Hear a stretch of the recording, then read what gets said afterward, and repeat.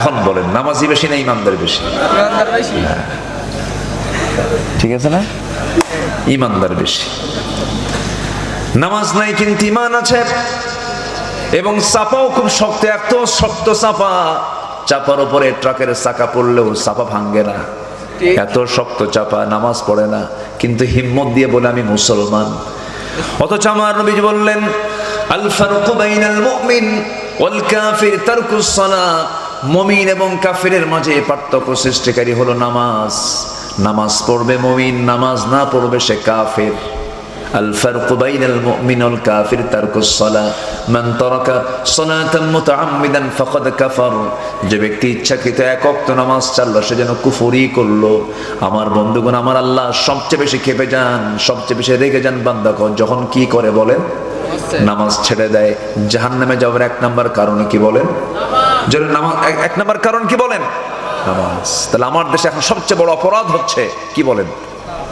বলেন আকরামিল্লাযী খালাকাল ইনসানা ওয়া কাররামা ওয়া আল্লামাহু মিনাল বায়ানি মা লাম ইয়ালাম।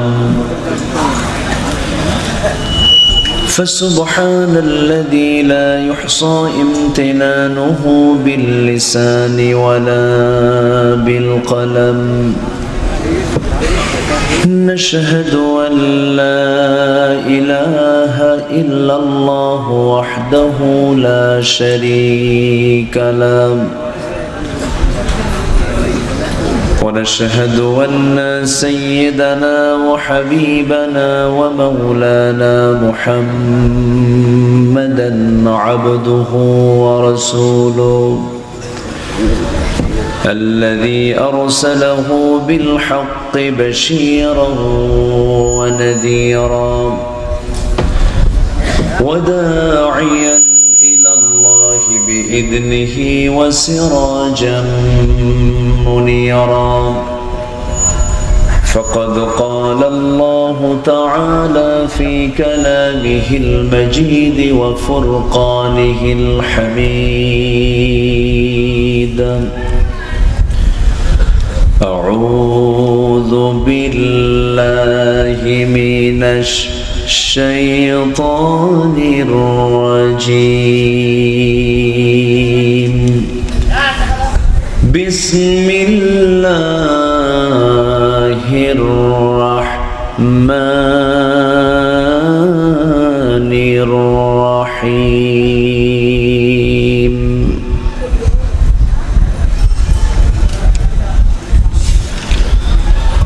إن الذين آمنوا وعملوا الصالحات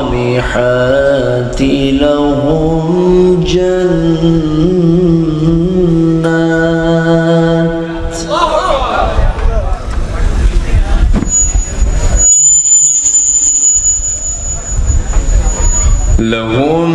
جنات تجري من تحتها الأنهار.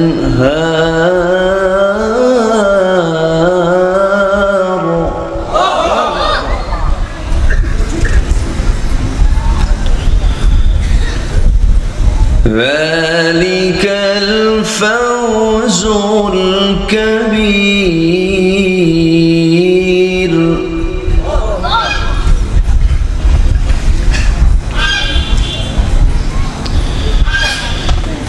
إن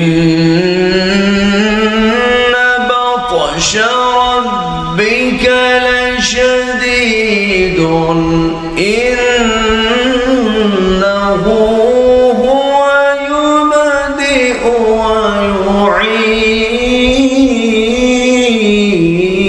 ويعيد.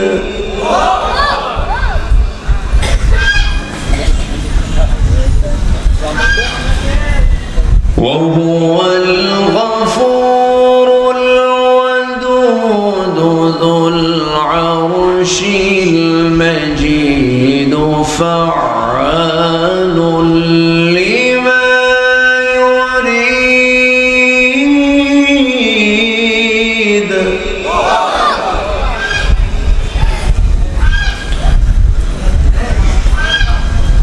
هل أتاك حديث الجنود فرعون وثمود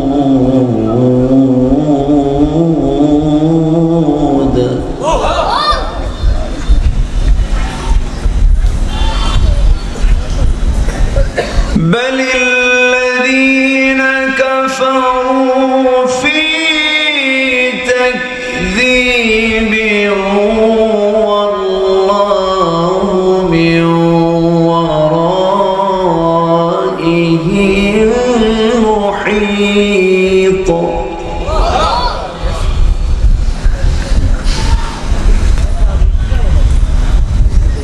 بل هو قرآن مجيد في لوح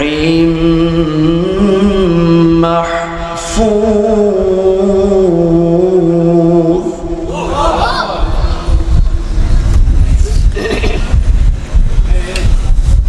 الله أكبر بسم الله الرحمن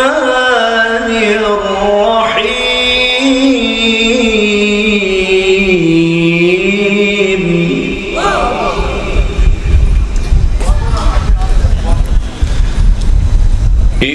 إن الله وملائكته يصلون على النبي يا أيها الذين آمنوا صلوا عليه وسلموا تسليما اللهم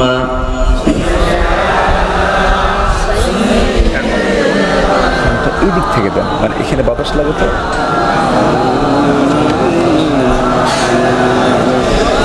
وعلى آل سيدنا একটু মোহাব্বত দিয়ে নবীর প্রেমে মাতোয়ারা হয়ে জবান খুলে আওয়াজ দিয়ে নবীর প্রেমে মাতোয়ারা হয়ে সবাই বলুন আল্লাহুম্মা সাল্লি আলা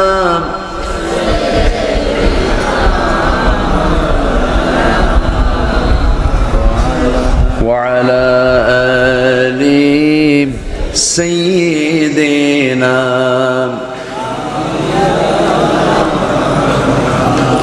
প্রাণের অধিক বেশি যার দাম রহমতাল লিল আলামিন প্রাণের অধিক বেশি যার দাম রহমতাল লিল আলামিন জানো কি তোমরা তাহার নাম রহমতাল লিল আলামিন অসহায়ের বুকে যে জন গোপনে করে সওয়ার দুরুদ পড়ে সুবহে ও শাম রহমতাল লিল আলামিন গরিবের আহার দিতেন গোপনে করে সওয়ার দুরুদ পড়ে সুবহে ও শাম রহমতাল লিল আলামিন গরিবের আহার দিতেন নিজে হয়ে রোজাদার নিয়মর ভালোবাসার খাম রহমতাল লিল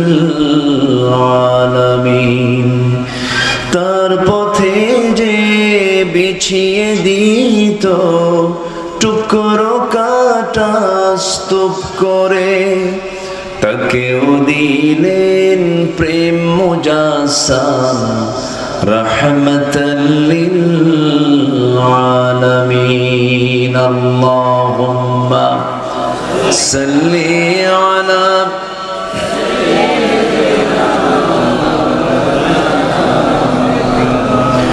ওয়া আলা আলি সাইয়্যিদিনা। সবাই বলুন বালাগাল উলা বিকামালিহি কাশাফাত তুজা বিজামালিহি।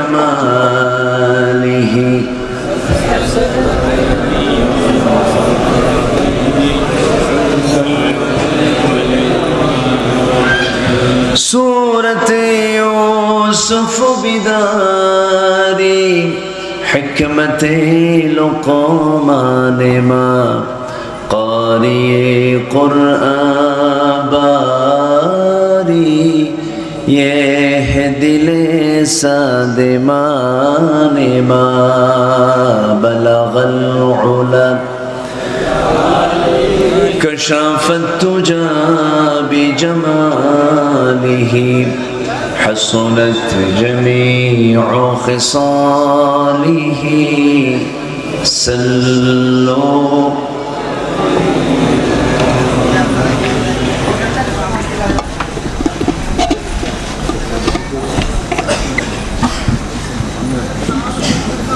খুলনা অঞ্চলের সাতক্ষীরা জেলার সদর উপজেলার বালিয়াডাঙ্গা আল্লাহর দান হাফিজে মাদ্রাসা মাহফিল ইন্তেজামিয়া কমিটি কর্তৃক আয়োজিত 26তম তাফসীর মাহফিল 2025 মাদ্রাসা মাঠে অনুষ্ঠিত আজকের এই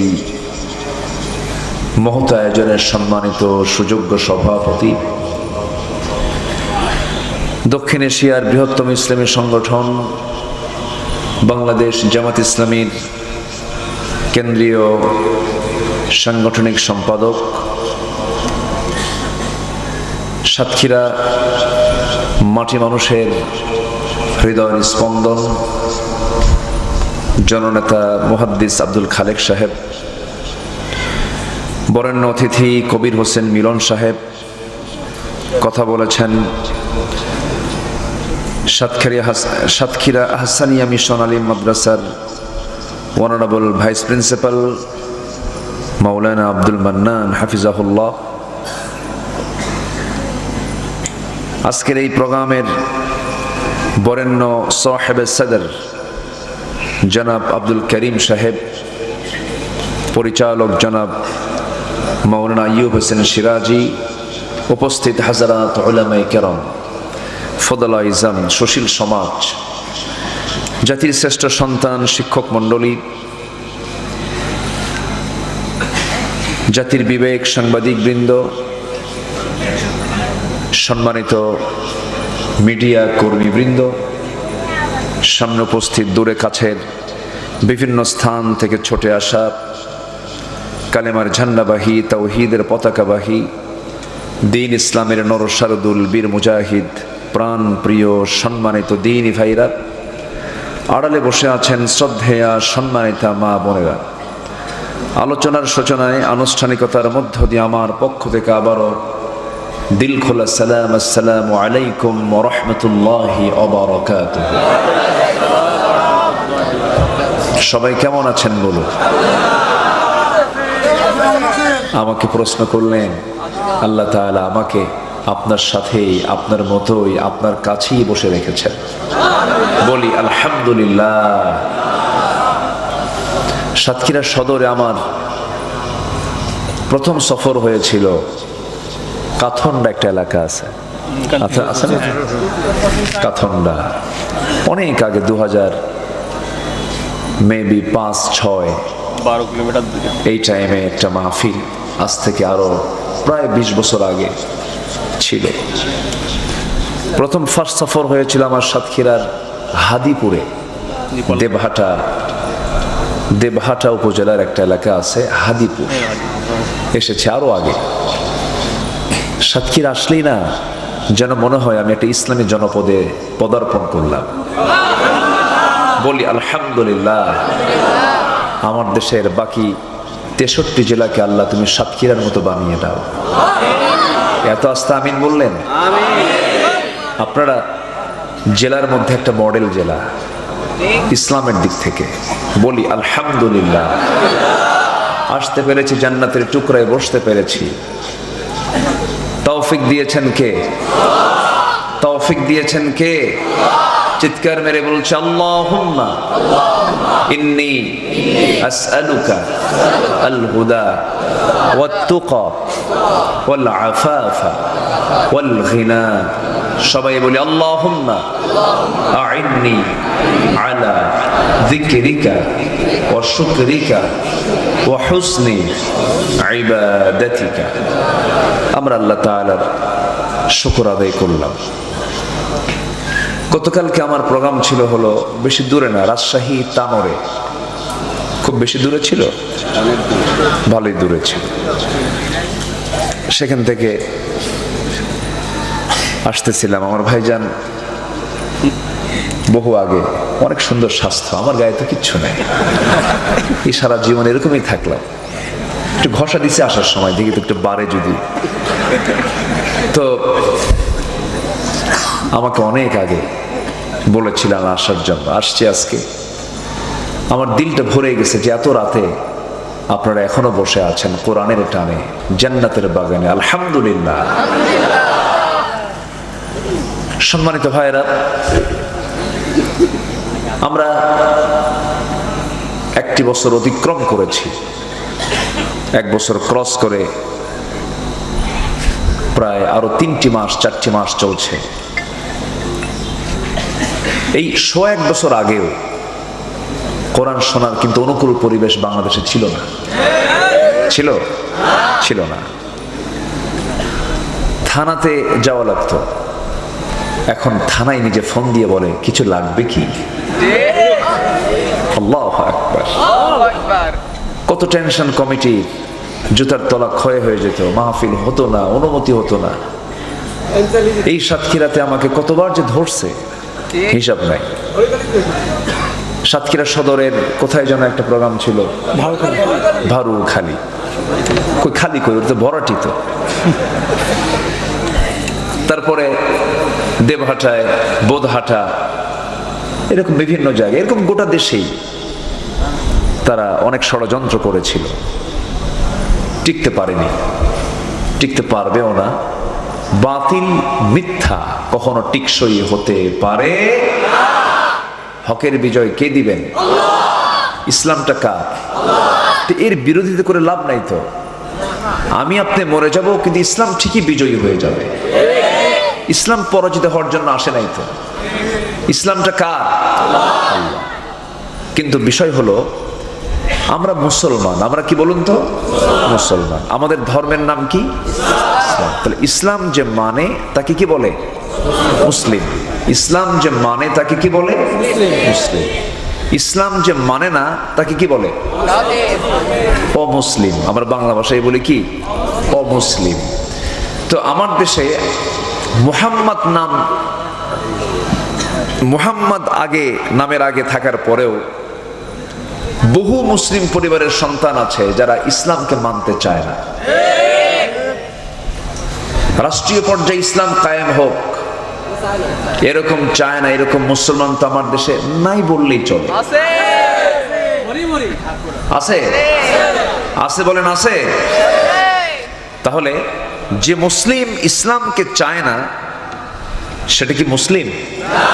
নিচে রাখেন, সেটা কি মুসলিম?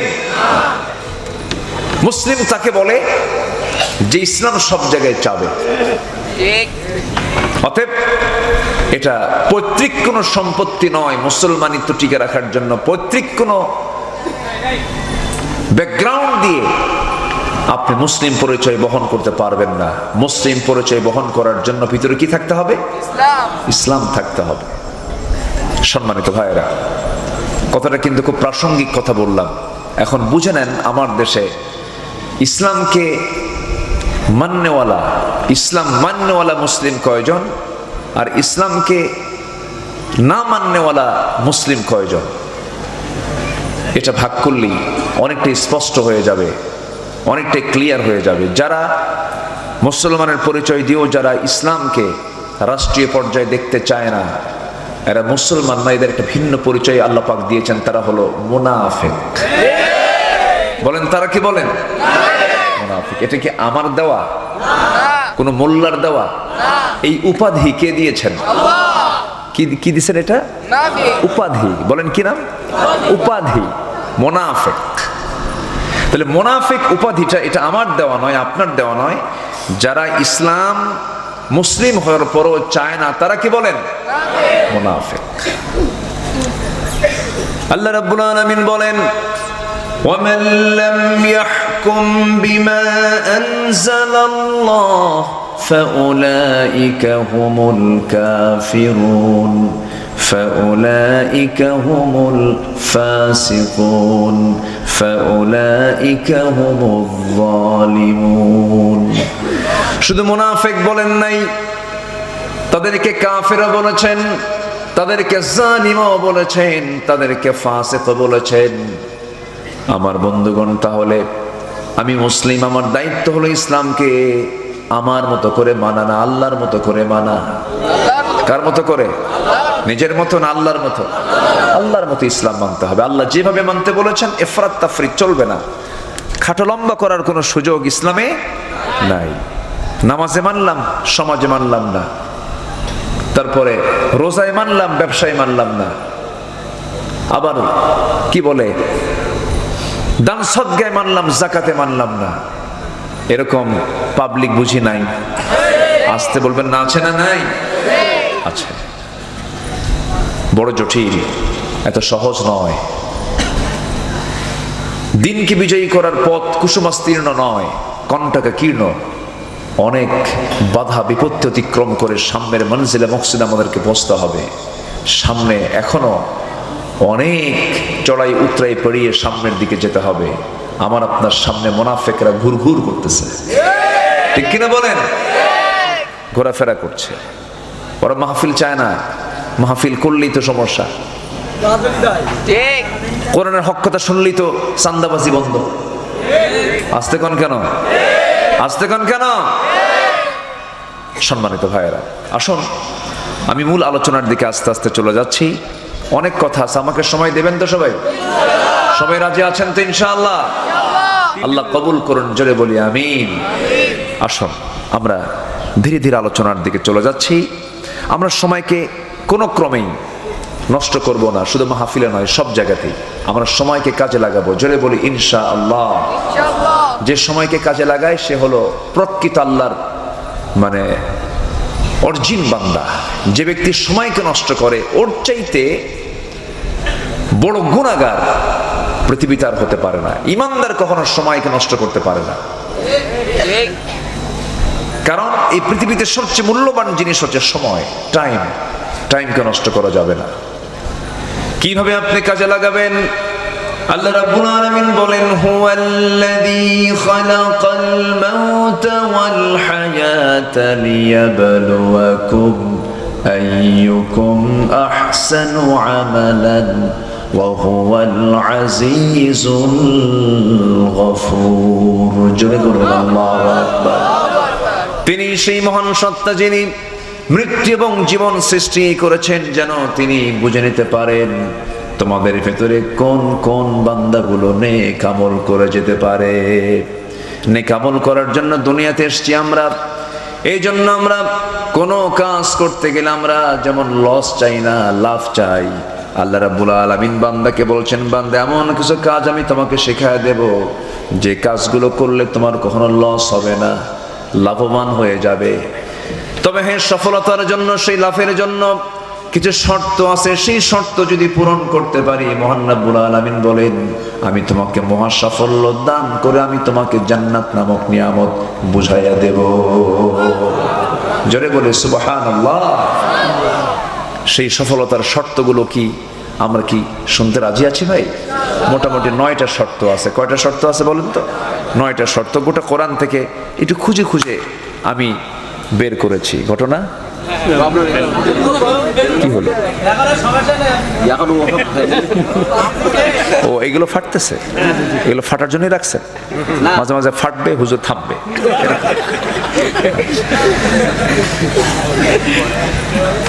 ডিজাইন করেছে তারা। জি জি জি, জাস্ট ডিজাইন। ডিজাইন যদি বিপদ হয় তাহলে তো মুশকিল, অন্য কিছু দেওয়া লাগতো।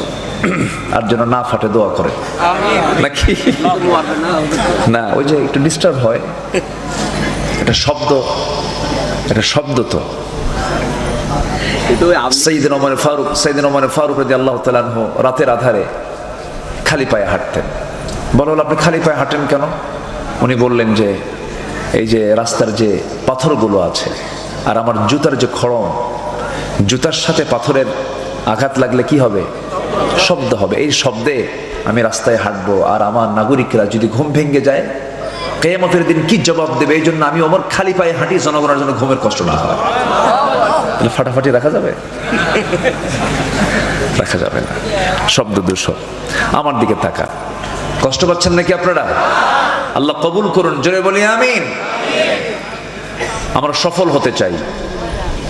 কার পরামর্শ নেব আমরা? কার পরামর্শ? তবে আল্লাহ রাব্বুল আলামিন আরেকটা আয়াতে 3টা কথা বলেছেন। 3টা কাজ যদি করো কখনো লস হবে না, সব সময় তুমি লাভবান হয়ে যাবে।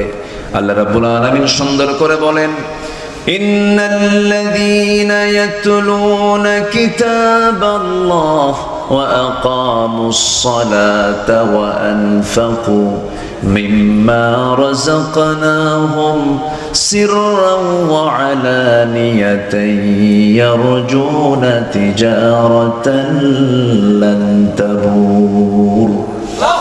সূরাতুল ফাতির আল্লাহ রাব্বুল আলামিন বলেন, 3টা কাজ যারা করবে, আল্লাহর কালামকে যারা তেলাওয়াত করবে, নাম্বার 2 হলো যারা নামাজ কায়েম করবে, নাম্বার 3 হলো যারা গোপনে প্রকাশ্য আল্লাহর পথে যারা খরচ করবে। এই 3টা কাজ আছে যার, তার কখনো লস নাই। জোরে করুন সুবহানাল্লাহ। তেলাওয়াত, নামাজ কায়েম আর আল্লাহর পথে দান, এই 3টা কাজ করলে আল্লাহর পরামর্শ হলো তার কোনো লস নাই। আল্লাহু আকবার বলেন। তেলাওয়াত, এই দেশে কি তেলাওয়াত আছে?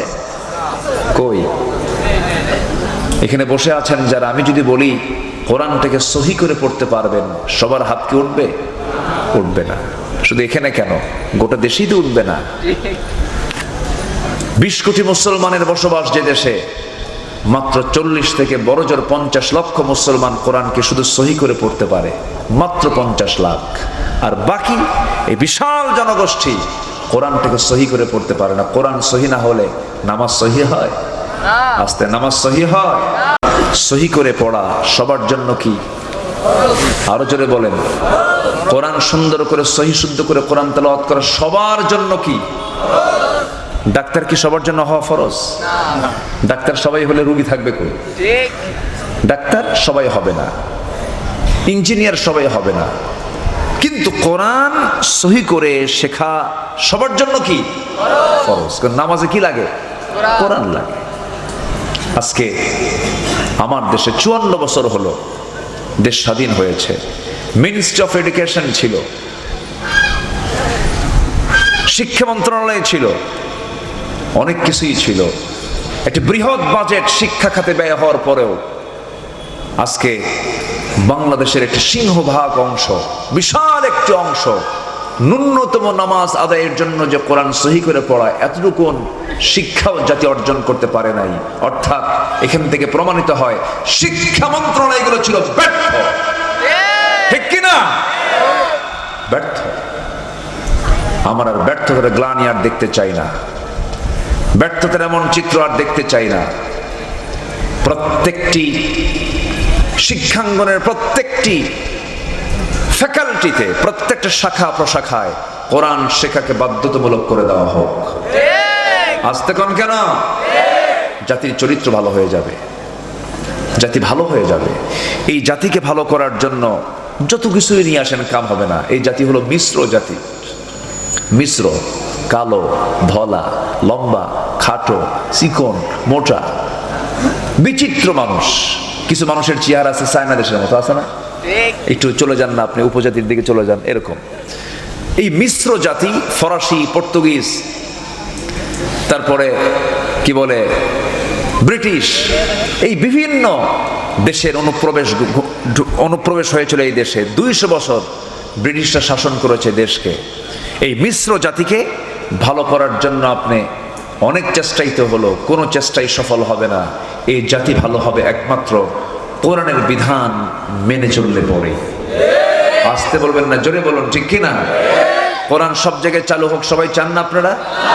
সবাইকে আপনারা চান না? আল্লাহ কবুল করুন, জোরে বলেন আমিন। হায়রে, পার্লামেন্ট 16 বছর দেখলাম, কত চিত্র বিচিত্র। পার্লামেন্টে কোরআন তেলাওয়াত করার লোক নাই, কারি সাহেব যান নাই। একজন এমপিকে, এখন তো অধিবেশন শুরু হবে, এমপিকে উপস্থিত ডাক দিয়ে বলতেছে, এমপি সাহেব তেলাওয়াত করেন। এমপি তেলাওয়াত করছে, শয়তান কই, তোর তেলাওয়াতের চেয়ে আমার তেলাওয়াত ভালো। এই হলো নেতাদের তেলাওয়াতের অবস্থা। আগামীকাল ঈদুল আজহার জানাজা নামাজ। কি নামাজ? জানাজা নামাজ। ঈদুল আজহার জানাজা নামাজ। বাচ্চা হয়েছে এক মন্ত্রী, বাচ্চা হাতে নিয়ে বলে, লা ইলাহা ইল্লা আনতা সুবহানাকা ইন্নী কুনতু মিনাজ জালিমিন। কি কথা কি বুঝতেছেন আপনারা? এই চিত্র আমরা দেখতে পেলাম। 16 বছরে জমজমাট সংসদে কোরআন তেলাওয়াত না হলেও মমতাজের গান ঠিকই হয়েছে। আসতে কোন কেন? গান হয়েছে। কি যে পাম মারছে 16 বছর, গানের মধ্যেও পাম। এই জাতি তো তেল মারতে পারে, বুঝলেন? কিছু না মারতে পারলো কি মারতে পারে? তেল মারতে পারে। সব দেখা শেষ করলাম আমরা। কেউ 9 বছর, কেউ 25 বছর, কেউ 16 বছর। সব দেখা শেষ। আইয়ুবের শাসন দেখেছি, মুজিবের ভাষণ শুনেছি, জিয়া কেটেছেন খাল, এরশাদ চাচার তাল বেতাল, মাঝখানে শেষের দিকের হরতাল আর হরতাল। সব দেখা শেষ। আগামীর বাংলাদেশকে আমরা দেখতে চাই কোরআনের বাংলাদেশ। রাজি আছেন কারা কারা? হাত উঁচু করে দেখান মুসলমান।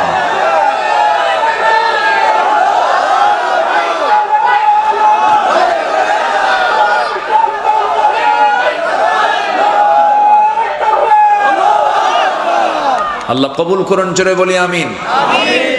আজকে দেখি আলোচকের মুখেও মাইক, শ্রোতার মুখেও মাইক। বিশাল ব্যাপার, মাশাআল্লাহ। আল্লাহ কবুল করুন। এটা সাতক্ষীরাতেই সম্ভব। খুব ভালো আপনারা। আমরা কি সফল হতে চাই? তো নাকি সফল হতে চাই? 9টা শর্ত। কয়টা শর্ত? 9টা। একটাও কি কইছি?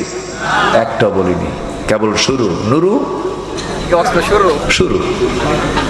আলহামদুলিল্লাহ। কোরআন তো দরিয়া, অনেক বড় আলোচনা কোরআনের। তলাহীন একটা সাগর, যার কোনো তলা নাই। যেরকম সুবহানাল্লাহ, বিশাল একটা কিতাব এটা। আল্লাহ রাব্বুল আলামিন বলেন, সফল যদি হতে চাও, যেখান থেকে তেলাওয়াত দিয়ে শুরু করেছে মহান রাব্বুল আলামিন বলেন, ইন্নাল্লাযীনা আমানু وعملوا الصالحات لهم جنات تجري من تحتها الأنهار ذلك الفوز الكبير জোরে বলুন আল্লাহু আকবার।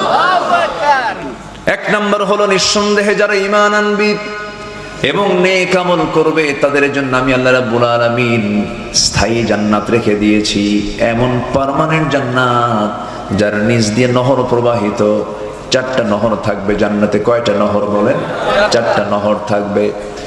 দুধের নহর থাকবে, মধুর নহর থাকবে, শরাবের নহর থাকবে, পানির নহর থাকবে। হয়তো মনে মনে বলছেন, হুজুর শরাব, কোন ধরনের ড্রিঙ্কস থাকবে সেখানে? পচা মদ থাকবে না, যা খায়া লিভার নষ্ট হবে, চোখ লাল হয়ে যাবে, বেহুশ হয়ে যাবে, এমন কোনো মাদক সেখানে থাকবে না।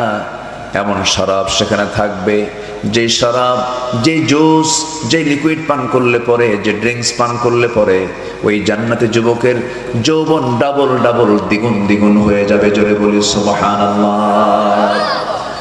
দুনিয়ার খাবার খেলে মানুষ বুড়ো হয়ে যায়, শিশু ধীরে ধীরে কিশোর হয়ে যায়, যুবক ধীরে ধীরে বয়সের দিকে চলে যায়।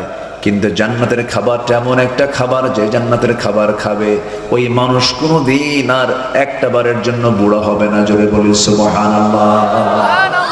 জান্নাতে কেউ বুড়ো হবে না, জান্নাতে বুড়ো হওয়ার কোনো সুযোগ নাই। আল্লাহ রাব্বুল আলামিন জান্নাতি মানুষগুলোকে এত সুঠাম বানাবেন, এত মজবুত বানাবেন, তারা কখনো বুড়ো হবে না, তাদের চামড়া কখনো কুঁচকে যাবে না, তাদের চোখ কখনো কম দেখবে না। জান্নাতের মধ্যে কোনো ঘুম থাকবে না, কারণ ঘুম হলো লস। ঘুমটা কি বলেন? লস। আমরা যখন মরে যাই, আমরা যখন ঘুমাতে যখন তখন কি আমরা কি করি? আল্লাহ মরতে গেলাম, দোয়া আছে না, আল্লাহ বিসমিকা কি আমুতু, মানে কি মৌত থেকে তামুত, আল্লাহ মরতে গেলাম, আবার তুমি আমার জিন্দা করো, আল্লাহ বিসমিকা আমুতু ওয়া হাইয়া, তোমার নামে আবার জীবিত হতে চাই, আল্লাহ মরতে গেলাম। তো জান্নাতে গিয়েও যদি মরতে যান তাহলে লাভ কি? দুনিয়ার জিন্দেগির 70 বছর হিসাব করেন, ঘুমের চিন্তা করলে পরে শিশুকাল, বাল্যকাল, এগুলো সব মিলে দেখা যায় কাজ বেশি না ঘুম বেশি? বলেন বলেন বলেন বলেন, ঘুম বেশি। ঘুমটাই তো হলো দুনিয়াতে আমাদের বেশি হয়ে গেছে। কিন্তু আল্লাহ রাব্বুল আলামিন বলেছেন, বান্দারে জান্নাতের মধ্যে কোনো ঘুম নাই, আবার জাহান্নামেও কোনো ঘুম নাই। সুম্মা লা ইয়ামুতু ফিহা ওয়া লা ইয়াহইয়া। জান্নাতেও কোনো ঘুম থাকবে না, আবার সে জান্নাতে আবার তাজাও থাকতে পারবে না, এমন মায়ের সেখানে হবে। এখানে যেমন রিমান্ড, জাহান্নামের মধ্যে রিমান্ড আছে না নাই বলেন? জাহান্নামের রিমান্ডের যে ফেরেশতা থাকবে, সেই ফেরেশতার চোখ নাই, কান নাই, চোখ নাই, কানও নাই, চোখ নাই, কানও নাই। চোখে দেখলে পরে দয়া হবে, এই জন্য চোখ রাখবেন না। কান নাই, আবার চিৎকার করলে পরে কানে শুনবেও না। কানা, চোখেও দেখে না, কানেও শোনে না, এমন প্রশাসন সেই জায়গায় দাঁড়িয়ে যাবে তাকে শাস্তি দেবার জন্য। মায়ের হবে, চোখে দেখবে না, কানলেও শুনবে না, শুধু মায়ের উপরে মায়ের সেখানে হবে। এত শাস্তি হবে, চামড়া গুলো গলে গলে যাবে, জাহান্নামের আগুন দিয়া পুড়ে পুড়ে যাবে। আল্লাহ বলছেন, সুম্মা বাদদাল্লাহুম জুলুদান, চামড়াটাকে আমি আবার চেঞ্জ করব, যেন তোর কষ্ট যেন কম না হয়। আমার বন্ধুগণ, আল্লাহ যেমন আমরা রহমান জানি, রহিম জানি, আমার আল্লাহ আবার কাহার, তিনি জব্বার, তিনি কঠিন, তিনি। জাহান্নামটা এত ভয়ঙ্কর, জাহান্নামটা এত ডেঞ্জারাস জায়গা, যা সহ্য করার কোনো ক্ষমতা আমাদের নাই। এই জন্য আল্লাহর কাছে সবসময় বলতে হবে, আল্লাহ মেহেরবানি করে আমাকে জাহান্নাম থেকে বাঁচাও। والذين يبيتون لربهم سجدا وقياما والذين يقولون ربنا اصرف عنا عذاب جهنم إن عذابها كان غراما إنها ساءت مستقرا ومقاما। আমার বন্ধুগণ, জাহান্নামটা তো টকবক করতেছে, জাহান্নামটা তো ভয়ঙ্কর হবে, বান্দা কোনো কুল কিনারা পাবে না।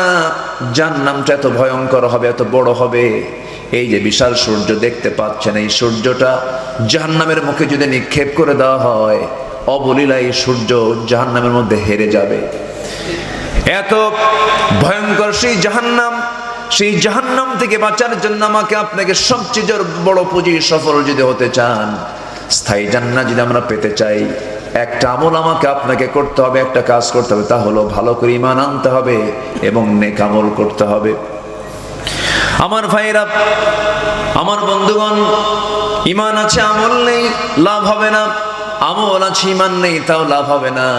একটা প্রশ্ন করব, সবাই শুনবেন, উত্তর দিবেন।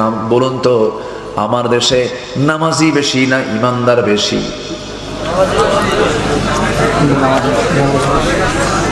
ভালো করে বলেন, নামাজি বেশি না ঈমানদার বেশি? নামাজ না পড়ি ঈমান আছে বলে, এরকম বলে? নামাজ না পড়ি ঈমান আছে আমার, কি ছেড়ে দেওয়া? নামাজ ছেড়ে দেওয়া। তাহলে এই দেশের এখন যত বরাদ আছে আল্লাহর দৃষ্টিতে আখিরাতের জন্য, বাংলাদেশে ধরুন আজকে যত অপরাধ হয়েছে, সবচেয়ে বড় অপরাধ হলো কি অপরাধ বলেন? নামাজ ছেড়ে দেওয়া। আচ্ছা বলেন তো, নামাজ ছেড়ে দেওয়ার মতো এত বড় অপরাধকে নিয়ে সব দল কি চিন্তা করে? আসতে পারে সব দল কি চিন্তা করে? কিন্তু কিছু দল আছে চিন্তা করে, আছে কিনা বলেন? আছে কিনা বলেন? সেটা কি অন ইসলামী দল না ইসলামী দল? অন ইসলামী দল না ইসলামী দল? আপনি কেমন মুসলিম, আপনি ইসলামী দল করেন না, আপনার মুসলমানিত্ব থাকতে পারে না। সোজা কথা। তাহলে আমার দেশে এমন কিছু দল আছে যে দল এত বড় একটা অপরাধ, নামাজ নিয়ে তাদের কোনো চিন্তা নাই, জনসভার ডাক দেয়, নেতা হাজির হয়ে যায়, শত শত নেতা মঞ্চে দাঁড়ানো বক্তৃতা দিচ্ছে, লক্ষ লক্ষ কর্মী জনসভায় হাজির হয়ে গেছে, বিশাল বড় মাঠ ভরে গেছে। জোহরের আজান হয়ে গেল, নামাজের খবর নাই। আসরের আজান হয়ে গেল, নামাজের খবর নাই। তাদের দলীয় যে কর্মসূচি, যে কার্যসূচির ভিতরে নামাজের কোনো এজেন্ডা নাই। 20 মিনিটের জন্য নামাজের বিরতি এমন কোনো কথাও নাই। যে দল করতে গেলে দলের নেতার নামাজের খবর থাকে না, নামাজের কোনো কর্মসূচিও থাকে না, সেই দলের নেতৃত্বকে মানা যাবে না। আর সেই সমস্ত বেনামাজি নেতৃত্বের মুখে আমরা জুতা মারি, থুতু মারি। দরকার নাই, খামাখা জাহান্নাম যাবো কেন? ওই দল করে জাহান্নাম যাওয়ার দরকার আছে?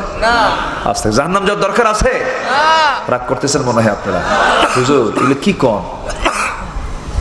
এগুলো তো শুনতে আসি নাই, এগুলোই শুনতে হবে। ঠিক, জাহান্নাম থেকে বাঁচতে হবে ভাই। সবচেয়ে বড় চ্যালেঞ্জ হলো জাহান্নাম থেকে বাঁচা। জাহান্নাম থেকে বাঁচা মানে আপনি সফল। ফামান যুহজিহা আনিন নার ওয়া উদখিলাল জান্নাহ ফাকাদ ফাজ। জাহান্নাম থেকে বেঁচে যে জান্নাতে ঢুকলো সেই তো সফল। আল্লাহু আকবার বলেন। আল্লাহু আকবার। এজন্য জান্নাতে আমাকে ঢুকতেই হবে, জান্নাতে আমাকে প্রবেশ করতেই হবে। সবাই কি জান্নাতে যেতে রাজি আছেন? সবাই কি জান্নাতে যেতে রাজি আছেন? জাহান্নাম থেকে বাঁচার জন্য যে কাজগুলো তা করতে হবে। জাহান্নাম থেকে বাঁচার জন্য 1 নম্বর কাজ হলো, বলুন কি? বলুন বলুন বলুন বলুন। সবাই কি নামাজ 5 ওয়াক্ত পড়তে রাজি আছেন তো ইনশাআল্লাহ? যার বউ নামাজ পড়ে না কি করবেন বলেন? কি করলো? হায় হায়, এই তো অ্যাকশন, এই তো কঠিন অবস্থা। মারবেন বউরে? একটু দাওয়াত দেন, একটু বুঝাবেন যে তুমি নামাজ পড়ো, আমিও নামাজ পড়ি, একটু দাওয়াত দেন। আগে পিটবেন, এটা কেমন কথা? আগে মারা যাবে না তো? আগে কেন? পরেও মারা যাবে না। হয়তো ভাববেন যে হুজুর তো আবার পরে মারতে কইছে, মারবো। আগেও না, পরেও না। বউকে মারবেন কেন? সন্তানগুলোর সামনে বউকে মারবেন, সন্তান আপনাকে ভালো বলবে না? আস্তে ভালো বলবে? বলেন তো, ভালো বলবে না। এটা খুব ছোট কাজ। মেরে আপনি মানুষকে ভালো করতে পারবেন না, তো আদর করে ভালো করতে পারবেন। সুবহানাল্লাহ বলবেন না? একটু আদর দেন। মানুষ তো আদর চায়, মানুষ ভালোবাসা চায়, মহব্বত চায়। অন্যের বউ না, কিন্তু নিজের বউ, এটা যেন মনে থাকে। আবার একটু কান লাগান। তাহলে বউ নামাজ পড়ে না বলবেন, রাজি আছেন তো সবাই? ছেলে স্কুলে যায় কি যায় না, এটা আগে না নামাজ পড়ে না কোনটা আগে বলেন? আগে কোন খবর নেবেন? স্কুলে যাওয়ার, মাদ্রাসায় যাওয়ার, না নামাজের? কিসের খবর আগে? নামাজ দিয়ে সাজান সবকিছু, দেখবেন সব ঠিক হয়ে গেছে। ফজরের মুসল্লি নাই, ফজরে মুসল্লি পাওয়া যায় না। ঠিক, মসজিদ পাকা পাকা, শীতাতপ নিয়ন্ত্রিত, টাইলস বানানো, চকচকা মসজিদ, আজানও সুমধুর, মুসল্লি নাই। মুসল্লি 3 জন, ইমাম, মুয়াজ্জিন, খাদেম। যদি এদের চাকরি না থাকতো এই 3টাও থাকতো। বাস্তব বলছি, বাস্তব বলছি আমি। জীবনযাত্রা, মানুষের লাইফ স্টাইল তো চেঞ্জ হয়ে গেছে। মানুষ ঘুমাতে যায় রাত 3টার দিকে। ঠিক বলেন, ঘুমাতে যায় কটার দিকে বলেন? আচ্ছা, ছাগল আগে ঘুমায় না কুত্তা আগে ঘুমায়? আস্তে কয়, আস্তে কয়, আস্তে কয়। ঘুমটা কার আগে বেশি বলেন? ছাগল আগে ঘুমায় না কুত্তা আগে ঘুমায়? কুত্তা কি রাতে ঘুমায়? কুত্তা কি করে? সারা রাত। আর যে ছাগলটা খাওয়া হালাল, সেটা একদম ইমানদার মুমিন বান্দার মতো, সে সময় মতো আগের বেলায় সে ঘুমিয়ে পড়ে, এবং ঠিক ফজরের সময় সে আওয়াজ দিয়ে মালিককে উঠায় বলে নামাজ পড়ে। ঠিক, সুবহানাল্লাহ বলবেন না? কুকুরটা সারা রাত জেগে থাকে আর দিনের বেলা কি করে কোন তো? ঘুমায়। তো এই চরিত্র যদি রাখেন, মাশাআল্লাহ, ভালো কুত্তা চরিত্র। এটা কি চরিত্র? কুকুর চরিত্র। আমার বন্ধুগণ, ইমানদারের ঘুম হবে আগে রাত্রিতে, এবং সে জেগে যাবে শেষ প্রহরে। শেষ প্রহরে সে জেগে গিয়ে ইবাদতে সে মশগুল হয়ে যাবে, অস্থির হয়ে যাবে আল্লাহর সম্পর্ক তৈরি করার জন্য। কারণ আল্লাহ রাব্বুল আলামিন বলছেন, ওয়াজআলনাল লাইলা লিবাসা ওয়াজআলনান নাহারা মাআশা। আমি রাতকে বানিয়ে দিয়েছি আড়াল করে, বান্দা ঘুমিয়ে পড়ো, লাইটটা বন্ধ করো, একটা অন্ধকার করে শুয়ে পড়ো। আমি তোমার ঘুমের মধ্যে নিয়ামত রেখে দিয়েছি, তোমার ক্যান্সার হবে না, জটিল কোনো রোগ হবে না, অসুস্থ হয়ে পড়বে না। আগের যুগের মুরব্বীরা সুস্থ ছিলেন, তারা মোরগের সঙ্গে ঘুমিয়ে যেতেন, আবার মোরগের ডাকি তারা ঘুম থেকে উঠতেন। কিন্তু আজকের স্টাইলটা সম্পূর্ণ ভিন্ন হয়ে গেছে, ফজরে মুসল্লি নাই। এগুলো কারণ। আমার বন্ধুগণ, সাজানো গোছানো জীবন যাপন করব, নামাজ কি সবকিছুর মূল বানায় নেব, কাজকে বলবো নামাজ আছে এবং নামাজ পড়েই কাজটা করব। এমন করে যদি সুন্দর করে সাজাতে পারি জীবনটাকে, দুনিয়াও সুন্দর হয়ে যাবে, আখিরাতও সুন্দর হয়ে যাবে। জোরে বলি সুবহানাল্লাহ। নামাজ পড়বো কয় ওয়াক্ত বলেন? 5 ওয়াক্ত। আমি কি দোয়া করে দেব? যে না বলি, কিছু কিছু লোক যায় যে দুই একজন করে। প্রয়োজনে যাচ্ছে। কি প্রয়োজন? বিড়ি খাবে? বসেন, একটু বসেন না, কত সময় চলে যায়। এখানে যদি বসে আপনার না ভালো লাগে, তাহলে ভাববেন যে ছেঁচড়া শয়তান ধরছে আপনাদের। কি শয়তান? ছেঁচড়া বোঝেন তো নাকি? আপনাদের ভাষা তো আমার চেয়ে অনেক সুন্দর। সাতক্ষীরার ভাষা এত সুন্দর, মিষ্টি ভাষা, আলহামদুলিল্লাহ, খুব ভালো, খুব ভালো ভাষা। একটু আমি সুন্দর করে একটু বোঝাচ্ছি, চেষ্টা করছি, একটু আমাকে সহযোগিতা করেন। আমি আমার সর্বোচ্চটুকু দেওয়ার চেষ্টা করছি। আপনি থাকলে তাহলে আমি কথা বলতে পারবো, আপনি চলে গেলে বাগানটা ভেঙে যাবে। এটা কিসের বাগান বলেন তো? জান্নাতের বাগান। আপনি যদি ভাঙ্গেন, মনে যদি চায় তো ভাঙ্গেন। একটু বসেন, একটু দরদ রাখতে হয়, কোরআনের প্রতি মহাব্বত রাখতে। কোরআনকে সময় দিবেন, কোরআন আপনাকে সুপারিশ করে জান্নাতে নিয়ে যাবে। কোরআনকে সময় দেবো আমরা, কম কম না বেশি বেশি? বেশি বেশি। আমরা কাকে সময় দিচ্ছি এখন বলেন তো? কোরআনকে সময় দিচ্ছি।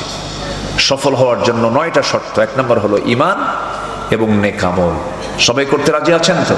ইনশাআল্লাহ। ঈমান এবং নেক আমল। ঈমান আছে, নেক আমল নাই। নেক আমল আছে, ঈমান নাই। বহু লোক দুনিয়াতে আছে যারা খ্রিস্টান, যারা ইহুদি, অন্য ধর্মের মানুষ, অনেক মুসলমানের চাইতে তারা ভালো ভালো কাজ করে। আছে না? আছে। লক্ষ লক্ষ কোটি টাকা দান করে তারা, সত্য কথা বলে, কখনো মিথ্যা কথা বলে না, লোভ রাখে না, হিংসা রাখে না, অহংকার রাখে না, কিন্তু ঈমান নাই, কাম হবে না। কিন্তু ঈমানও আছে, আবার নেক আমলও আছে। আল্লাহ রাব্বুল আলামিন বলছেন, আমি আল্লাহ তাকে জান্নাত বুঝাইয়া দেব। জোরে কোন সুবহানাল্লাহ। আমার বন্ধুগণ, ঈমান তো এনেছি, কিন্তু ঈমানটাকে টিকে রাখা সহজ নয়। আমার নবীজি প্রথমে আবিসিনিয়ায় কিছু সাহাবীকে পাঠায় দিলেন, আবিসিনিয়ায় হিজরতে পাঠায় দিলেন। আবিসিনিয়ায় যাওয়ার পর এমনকি আমার নবীর হাতে বায়াত নেওয়ার পরও তারা, ঈমান আনার পরও তারা আবার খ্রিস্টান হয়ে যায়। কি হয়ে যায়? খ্রিস্টান। নবীর হাতে বায়াত নিয়েছে, এরপরও খ্রিস্টান হয়ে গেছে। কিন্তু আল্লাহ রাব্বুল আলামিন বান্দাকে বলছেন, বান্দারে ঈমান তো এনেছো, কিন্তু ঈমানটা শুধু আনলেই হবে না, ঈমানের উপরে টিকে থাকতে হবে। আল্লাহ রাব্বুল আলামিন বলেন, ইন্নাল্লাযীনা ক্বালু রাব্বুনাল্লাহু সুম্মা ইসতাকামু তাতানাজ্জালু আলাইহিমুল মালায়েকা আল্লা তাখাফু ওয়া লা তাহজানু ওয়া আবশিরু বিল জান্নাতিল্লাতী কুনতুম তুআদুন। জোরে বলুন আল্লাহু আকবার। নিঃসন্দেহে যারা বলবে আমার রব আল্লাহ, সুম্মা ইসতাকামু, এবং তার উপরে টিকে থাকবে, আল্লাহ রাব্বুল আলামিন বলছেন ঈমান আনবে এবং টিকে থাকবে, আমি আল্লাহ তাকে এমন সুন্দর জান্নাত দেব যে সুন্দর জান্নাতটা স্থায়ী জান্নাত হয়ে যাবে। জোরে বলুন সুবহানাল্লাহ। টিকে থাকতে হবে। ঈমান আনা যায়, কিন্তু টিকে থাকা সহজ নয়। অনেকে একটা প্যাকেট বিড়ির কাছেও ঈমান বিক্রি করে দেয়, আছে না নাই বলেন তো? বিক্রি করে দেয় ঈমানটা একদম। ইউসবিহু মুমিনান ওয়া ইউমসি কাফিরান, সকালবেলা ঈমান আছে, বিকালবেলা ঈমান নেই। এটা করা যাবে না। ছোট্ট একটা ইতিহাস মনে পড়লো, এক সাহাবীর কথা মনে পড়লো। আমি এই তো সম্প্রতি মক্কা মদিনায় গিয়েছিলাম। ওখানে গেলে প্র্যাকটিক্যাল কিছু দেখা যায়। আল্লাহ তুমি সবাইকে যাওয়ার তৌফিক দাও, আমিন। জোরে বলি আমিন। যেতে তো খুব একটা বেগ পেতে হয় না এখন। আগে জাহাজে যাওয়া লাগতো, 14 দিন 15 দিন 1 মাস পর্যন্ত লেগে যেত। এখন ঢাকা যেতে যত সময় লাগে তার চাইতে ঢাকা থেকে মক্কা যেতে তার চেয়ে সময় কম লাগে। আলহামদুলিল্লাহ বলে। কিন্তু সাথে একটু টাকা পয়সা লাগে। কিন্তু কি পরিমাণ টাকা পয়সা লাগে? আপনার স্ত্রীর জন্য আপনি যদি 1 ভরি যদি একটা গহনা দিয়ে, 1 ভরি গহনা দিয়ে যদি কিছু 1 ভরি দিয়ে যদি কোনো গহনা বানা দেন, তাও আজকের বর্তমান বাজারে লাগবে প্রায় 2,12,000 টাকা ভরি। রানিং চলছে। 2,12,000 টাকা ভরি দিয়ে আপনার স্ত্রীর একটা গহনা 1 ভরি থেকে আর কতটুকুই হয়? তাহলে 1 ভরি গহনায় যদি এত টাকা লাগে, আর আমার নবীর সোনার মদিনায় যেতে আসতে মাত্র লাগে হলো 1,50,000 টাকা। বউকে সোনা দিবেন না মদিনা ঘুরাবেন বলেন? আসতে কোন কোথায় কোথায় বলেন বলেন বলেন বলেন। একটু প্ল্যান করেন, প্ল্যান করেন, পরিকল্পনা করেন। পরিকল্পনা করলেই হয়ে যায়, এর জন্য টাকা লাগে না, আল্লাহ ব্যবস্থা করে দেয়। কেউ তো সুবহানাল্লাহ বললেন? এক রিক্সাওয়ালা আপনাদের এলাকারই মেবি হবে, 2015 সালে কি 17 সালে আমার খেয়াল নাই, আমি মক্কা মুকাররমার সামনে দাঁড়ানো, আমার ভক্ত আমাকে চিনে, দৌড় মেরে এসে আমাকে জড়িয়ে ধরলো, ধরে বলতেছে, হুজুর আমি আপনার খুব ভক্ত, আমি হজ করতে আসছি। কি করেন? রিক্সা চালায়। রিক্সা চালান? আপনি কেমনে আসলেন? হুজুর 15 বছর প্রত্যেক দিন 20, 30, 40, 50 টাকা পর্যন্ত জমা করেছি, একটা টাকা হাত দিইনি ওই জায়গায়। যেদিন টাকা পূরণ হয়ে গেছে জমা দিছি, হজে আসছি। কেউ তো আলহামদুলিল্লাহ বললেন না। তাহলে ইচ্ছা থাকলে কি হয়? উপায় হয়। চেষ্টা করবেন, হয়ে যাবে। মদিনা গেলে হাঁটলেও মনে হয় রাসূল এই দিক দিয়ে হেঁটেছেন। আল্লাহু আকবার। ইমাম মালিক রাহমাতুল্লাহ আলাইহি কখনো জুতো পায়ে হাঁটতেন না মদিনায়। ইমাম মালিককে বলা হলো, ইমাম মালিক মদিনায় হাঁটতে নিয়ে তুমি জুতা পায়ে না হেঁটে খালি পায়ে হাঁটো কেন? কেঁদে কেঁদে বলতেন, আহারে এই সোনার মদিনায় আমি কেমনে জুতা পায়ে হাঁটবো? কারণ এই মাটির নিচেই শুয়ে আছেন আমার প্রাণ প্রিয় নবী আমার বন্ধুগণ। সোনার মদিনা, প্রাণের মদিনা, আমার সবচেয়ে প্রাণের চেয়েও প্রিয় রাসূল সেখানে শুয়ে আছেন। আজ থেকে 1500 বছর আগে দাফন হয়েছে, তাকে দাফন করা হয়েছে। সেই নবীর প্রতি সবচাইতে বেশি মোহাব্বত যারা দেখিয়েছেন তারা হলো সাহাবীরা। সাহাবীরা তার পাশে শুয়ে আছেন। ওই সাহাবীদের ভিতরে একজন সাহাবীর কথা মনে হয়ে গেল। দেখেন কি পরিমাণ প্রেম নবীর প্রতি তারা দেখিয়েছেন, ঈমানটা তাদের কত মজবুত ছিল। নতুন দিন গ্রহণ করেছেন, বাপ জন্মের পূর্বে মারা গেছে, চাচার হাতে মানুষ হয়েছেন। চাচা জেনে গিয়ে বলতেছে, ভাতিজা শুনলাম তুমি নাকি কালেমা পড়েছো। এবার ভাতিজা বলছে, চাচা শুনবেন কেন? আমিও চাই আপনি জাহান্নাম থেকে বাঁচেন। আমি কালেমাওয়ালা হয়েছি, আপনি কালেমাওয়ালা হয়ে আপনি দিনের পথে চলে আসেন। এই কথা শোনার সঙ্গে সঙ্গে চাচা খেপে গিয়ে বলছে, ভাতিজা নিজে তো বড় অন্যায় করে ফেলেছ, আবার আমাকে অন্যায় করতে বলো। বাপদাদার ধর্মে আমি চুনকারি মারতে চাই না, তুমি দিনটা ছেড়ে দাও, তুমি ইসলামটা ছেড়ে দাও। ভাতিজা বলছে, চাচা জীবন দিয়ে দেব কিন্তু ঈমান দিতে পারবো না। জোরে বলুন সুবহানাল্লাহ। জীবন দেব, কি দেব না? ঈমান দেব না। চাচা খেপে গিয়ে রেগে গিয়ে থাপ্পড় মেরে জমিনে ফেলে দিল। ফেলে দিয়ে বলছে, ভাতিজা যত সম্পত্তিগুলো তোর নামে আমি দিয়েছিলাম তুই কি জানিস এই ঈমানটা না ছাড়লে পরে সমস্ত সম্পত্তি আমি তোর কাছ থেকে জোর করে নিয়ে নেব। ভাতিজা মুসকে মুসকে হাসি মারে বলে, চাচা জোর করবেন কেন? আমার তো ঈমান আছে, আমি স্বেচ্ছায় আমার সমস্ত সম্পদগুলো আমি আপনার হাতে তুলে দিলাম, লাগবে না আমার এগুলো আমার দরকার নাই। চাচা খেপে গিয়ে রেগে গিয়ে গায়ের জামাটা টেনে ছিঁড়ে ফেললো। পরনের লুঙ্গিটা পর্যন্ত তার দেহ থেকে খুলে নিল, উলঙ্গ করে ঘাড় ধাক্কা দিয়ে রক্তাক্ত করে ঘর থেকে বের করে দিয়েছে। উলঙ্গ দেহ, নগ্ন দেহ নিয়ে মার দরজায় গিয়ে নক করে বলছে, মা দরজা খুলো। দরজা খুলাই, এবার সন্তান বলছে, মা আমার দিকে তাকায়ও না, আমার চাচা দিন গ্রহণ করার কারণে সম্পদ তো নিয়েছে, আমার লুঙ্গি পর্যন্ত খুলে নিয়েছে, দেখো তো মা ঘরের মধ্যে কোনো কাপড়, এক টুকরো কাপড় হলো চলবে, আছে নাকি? ঘরের মধ্যে এক খণ্ড চাদর পাওয়া গেল, সেই চাদরখানা দিয়ে কোনো মতো তিনি সতর ডাকলেন। এবার বলছেন, মা আমি আর কোথাও থাকবো না, আমার কোথাও ভালো লাগে না, আমার সবচাইতে প্রিয় দরবার হলো আমার প্রাণ প্রিয় নবীর দরবার মদিনা। সুবহানাল্লাহ। চললাম মদিনার দিকে, মা দোয়া করো। মক্কা এবং মদিনার ঠিক মাঝখানে তার বাড়ি। আস্তে আস্তে রওনা করবেন, কিন্তু প্রচন্ড ঠান্ডার সময়। ওই আরবে বছরে 2 থেকে 3 মাস, 1 মাস 2 মাস হয়, প্রচন্ড ঠান্ডা থাকে, হাড় কাঁপানো শীত থাকে। ওই সময় শীতকাল চলে, ওই শীতের ভিতরে এই সাহাবী নগ্ন দেহ নিয়া, গায়ে কোনো কাপড় চুপড় নাই, শুধু এক খণ্ড কাপড় দিয়ে তিনি সতরটা রেখেছেন। কোনো মতো রওনা দিয়ে পায়ে হেঁটে হেঁটে মদিনা পর্যন্ত চলে আসলেন। নবীর দরজা এসে নক করলেন, দরজা খুলে গেল। রাসূল দেখলেন হাত পা কাঁপতেছে, কিচ্ছু জিজ্ঞাসা করলেন না।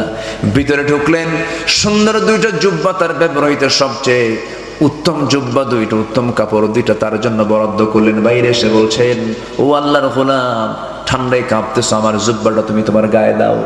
জুব্বা গায়ে দিলেন সাহাবী। রাসূল বলছেন, কি হয়েছে? সব তিনি খুলে বললেন। রাসূল বলেছেন, ও আমার সাহাবী আব্দুল্লাহ, তোমার চাচা তোমাকে উলঙ্গ করে দিয়েছে, বস্ত্রহীন করেছে, আর বিশ্বনবী তার জুব্বা মোবারক তোমাকে দান করে দিয়েছে। জোরে বলুন সুবহানাল্লাহ। ও আমার আব্দুল্লাহ, তুমি কি চাও বলো? তিনি বলছেন, হুজুর আপনি আমার জন্য একটু দোয়া করুন, আপনি দোয়া করলেই হয়ে যাবে। আমার নবীজি হাত উঁচু করে দোয়া করছেন, আল্লাহ এই আব্দুল্লাহর দিন গ্রহণ করতে যে পরিমাণ কষ্ট করতে হয়েছে, আল্লাহ আমার আব্দুল্লাহর জান মালকে তুমি আল্লাহ কাফের বেঈমানদের জন্য হারাম করে দাও। এই কথা শোনার সঙ্গে সঙ্গে সাহাবীর মনটা খারাপ হয়ে গেল।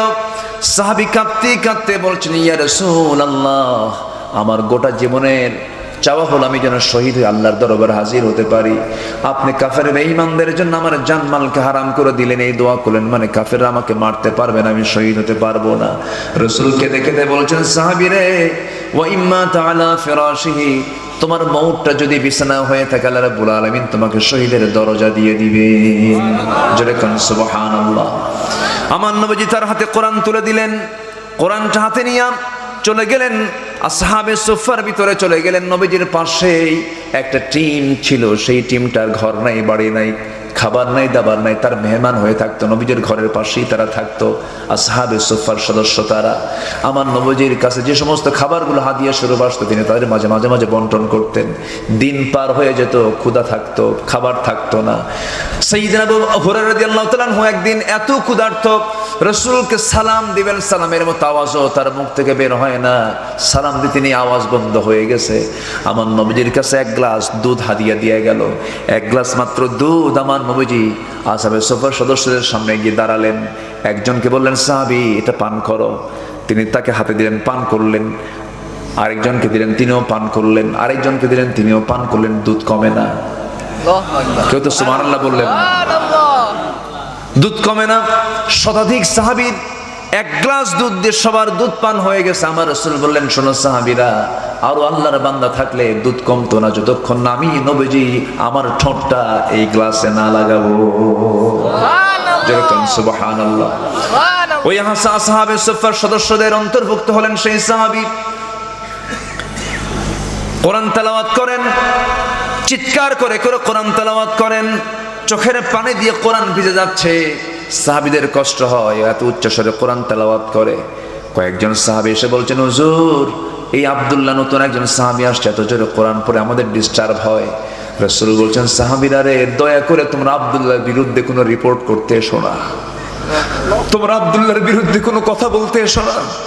এই আব্দুল্লাহ ঈমানটাকে টিকে রাখতে গিয়া ঘর ছেড়েছে, বাড়ি ছেড়েছে, দৌলত ছেড়েছে, সম্পদ ছেড়েছে, দুনিয়া বিক্রি করে ঈমানটা সে কিনে নিয়েছে। সুবহানাল্লাহ। কথা দিও না, ওকে কোরআন জোরে জোরে কোরআন পড়তে দাও। যুদ্ধে গেলেন, আমার রাসূল বললেন, আব্দুল্লাহ চলো, তুমিও চলো, যুদ্ধে যাই। একসঙ্গে নিয়ে গেলেন। অভিযান শেষ হলো, ফেরত আসতেছেন। ফেরত আসার পথে হঠাৎ করে আমার নবীর কানে সংবাদ আসলো, হুজুর আপনার সেই প্রিয় সাহাবে আব্দুল্লাহ খুব অসুস্থ। আমার নবীজি একটু অবাক হয়ে গেলেন আর বললেন, দেখো তো আমার আব্দুল্লাহর জন্য খুব উত্তম নার্সিং করো, তোমরা সেবা করো। সাহাবীরা খুব চেষ্টা করলেন। 3 দিন পর নবীর কাছে সংবাদ চলে এলো, হুজুর নিষ্ফল চেষ্টা হলো না, আব্দুল্লাহ দুনিয়া থেকে বিদায় হয়ে গেছে।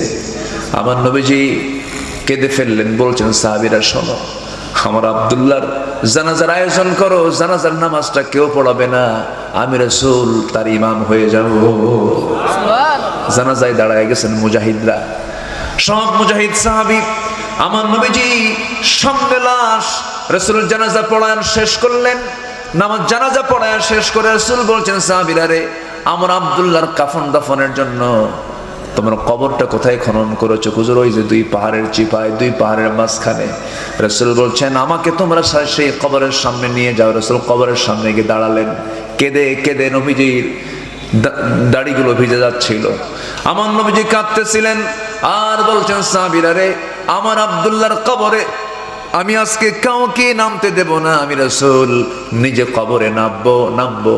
এই কথা বলে রাসূল নিজে কবরের মাটিতে নামলেন, নামে হাতটা গায়ে দিলেন আর বলছেন, আবু বকর কোথায়? হুজুর এই যে আমি, আমার ডানে নামো। ওমর তুমি কোথায়? আমার বামে নামো। কয়জন নামলেন বলেন? কয়জন বলেন? এই 3 জন তো সাধারণ মানুষ না। কবরবাসীর কি ভাগ্য, 3 জন বিখ্যাত মানুষ কবরের ভিতরে নেমেছেন। আমার নবীজি 2টা হাত আগায় দিলেন, বলছেন, সাহাবীরা আমার কলিজার টুকরা সাহাবী আব্দুল্লাহ লাশটা আমার হাতে তুলে দাও। নবীজি লাশটা ধরলেন, বলছেন, আবু বকর মাথা ধরো, ওমর পাটা ধরো। কবরে শোয়া দিলেন, কবরে শোয়া দিয়া বুকের উপরে হাত রেখে আকাশের দিকে তাকায় বলছে, আকাশের মালিক আল্লাহ, এই মুহূর্ত পর্যন্ত আমি আব্দুল্লাহর উপর আমি বিশ্বনবীর রাজি আছি, সন্তুষ্ট আছি, আমি খুব খুশি। আল্লাহ তুমি খুশি হয়ে যাও, আল্লাহ তুমি মাফ করে দাও, আমার আব্দুল্লাহর কবরকে জান্নাতের টুকরা বানায় দাও। এমন করে আমার নবী যখন দোয়া করেন, পাশে দাঁড়িয়ে থাকে এক সাহাবী সাদ ইবনে আবি ওয়াক্কাস রাদিয়াল্লাহু তাআলা আনহু, চিৎকার মেরে মেরে বলছেন, আরে আমার পোড়া কপাল, আজকে আমি জীবিত সাদ না হয়ে যদি ওই কবরের বাসিন্দা হতাম, আমার জীবন ধন্য হয়ে যেত রে। আমার ভাইরা, জীবনটাকে সুন্দর করে সোনালী বানায় ফেলবো, গোছানো বানায় ফেলবো। এলোমেলো জীবনের কোনো মূল্য নাই। সাজানো গোছানো জীবন তখনই হবে যখন বান্দা ঈমান আর নেক আমল করবে। জোরে বলি সুবহানাল্লাহ। সফল হওয়ার জন্য শর্ত কয়টা বলেন? 9টা। বলেছি কয়টা? 1 নাম্বার। নাম্বার 2 হলো সফল হওয়ার জন্য নাম্বার 2 যেটা দরকার, قد أفلح من تزكى وذكر اسم ربه فصلى بل تؤثرون الحياة الدنيا والآخرة خير وأبقى إن هذا لفي الصحف الأولى صحف إبراهيم وموسى জোরে বলুন আল্লাহু আকবার। সূরাতুল আ'লা শেষ দিকে আল্লাহ রাব্বুল আলামিন বলছেন, সফল কি হতে চাও নাকি? সফল হওয়ার জন্য বাইরের দিকে নয়, অন্তরটা ঠিক রাখো, নফসটা ঠিক রাখো। নফস যদি ঠিক হয়ে যায় সব ঠিক হয়ে যাবে। বান্দার যদি এই ভিতরটা, এই রূহটা যদি ঠিক হয়ে যায়, নফসটা যদি ঠিক হয়ে যায়, বান্দার সব ঠিক হয়ে যাবে। আল্লাহ বাহ্যিক কিছু দেখবেন না। লা ইয়ানজুরু ইলা সাওয়ারিকুম ওয়ালা ইলা আজসামিকুম ওয়ালাকিন ইয়ানজুরু ইলা কুলুবিকুম ওয়া আমালিকুম। তোমাদের বাহিরের বাসভূষা দেখবেন না, পোশাক আশাক দেখবেন না, চেহারা দেখবেন না, আল্লাহ দেখবেন তোমার ভিতরের খবরটা কি। জোরে বলেন সুবহানাল্লাহ। তোমার ভিতরে যদি হিংসা তৈরি হয়, কবুল হবে না। তোমার ভিতরে যদি লোভ তৈরি হয়, অবৈধ কামনা তৈরি হয়, কোনো লাভ হবে না। আমার বন্ধুগণ, ইমানের এই নফসের কিছু রোগ আছে। নফসের রোগ আছে না নাই বলেন? কি শুনবেন শুনবেন শুনবেন আগ্রহ আছে? আল্লাহ কবুল করুন। জোরে বলি আমিন। একটু বসেন, মাঝে মাঝেই দেখি একটু নড়াচড়া হচ্ছে, একটু বসেন। আমি ভাইকে একটু বলছিলাম একটু আগে ভাগে দিলে ভালো হতো, একটু দেরি হয়ে গেছে, একটু 9টার দিকে উঠলে আর একটু ভালো হয়, কিন্তু উনি বললেন না একটু পরেই উঠবেন আপনি। আচ্ছা ঠিক